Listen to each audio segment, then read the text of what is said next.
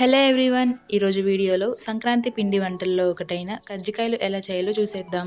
Mixing బౌల్లో 1 KG మైదా పిండి వేసుకొని జల్లించుకోవాలి. ఇందులో కొంచెం సాల్ట్, 2 స్పూన్లు నెయ్యి వేసుకొని ఒకసారి బాగా కలుపుకోవాలి.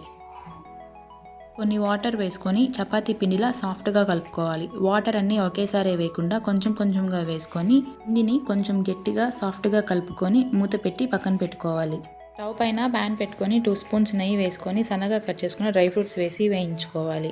ఇందులో 1 కేజీ ఉప్మా రవ్వ వేసుకొని మీడియం ఫ్లేమ్లో పెట్టుకొని మంచి సువాసన వచ్చేంత వరకు దోరగా వేయించుకోవాలి. తర్వాత 1/2 కేజీ తురిమిన ఎండు కొబ్బరి వేసి కలుపుకోవాలి.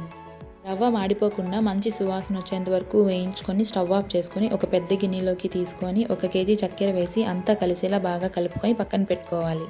కేజీ రవ్వకి కేజీ చక్కెర కరెక్ట్గా సరిపోతుంది. పక్కన పెట్టుకున్న పిండిని తీసుకొని మళ్ళీ ఒకసారి బాగా కలుపుకొని వీడియోలో చూపించినంత సైజు ఉండలు చేసుకొని అన్నీ ఒక ప్లేట్లో పెట్టుకోవాలి.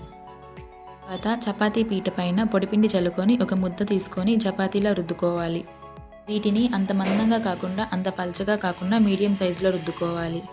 ఇలా రుద్దుకున్న తర్వాత చపాతీని కజ్జికాయ పీట పైన పెట్టుకొని రవ్వ మిశ్రమాన్ని పెట్టి చుట్టూ నీళ్ళతో ఇలా తడి చేసుకొని వీడియోలో చూపించినట్టు క్లోజ్ చేసుకొని గట్టిగా ప్రెస్ చేసుకొని మిగిలిన పిండి మొత్తం తీసేసుకోవాలి. స్లోగా ఓపెన్ చేసుకొని సైడ్స్ పొడవుగా ఉన్న వాటిని కట్ చేసుకోవాలి. అన్నిటినీ ఈ విధంగా తయారు చేసుకొని పక్కన పెట్టుకోవాలి. స్టవ్ పైన ప్యాన్ పెట్టుకొని డీప్ ఫ్రైకి సరిపడా ఆయిల్ వేసుకొని ఆయిల్ బాగా వేడి చేసుకోవాలి. ఆయిల్ బాగా వేడైన తర్వాత మీడియం ఫ్లేమ్లో పెట్టుకొని ఈ కజ్జికాయలను వేసుకొని రెండు వైపులా బాగా కాల్చుకోవాలి. ఈ లైట్గా గోల్డెన్ బ్రౌన్ కలర్ వచ్చిన తర్వాత వీటిని తీసి ప్లేట్లో పెట్టుకోవాలి. అన్నిటినీ ఈ విధంగా చేసుకొని పెట్టుకోవాలి. ఇవి పూర్తిగా చల్లారిన తర్వాత ఒక ఎయిర్టైట్ బాక్స్లో పెట్టుకుంటే 15 రోజుల పాటు ఫ్రెష్గా ఉంటాయి.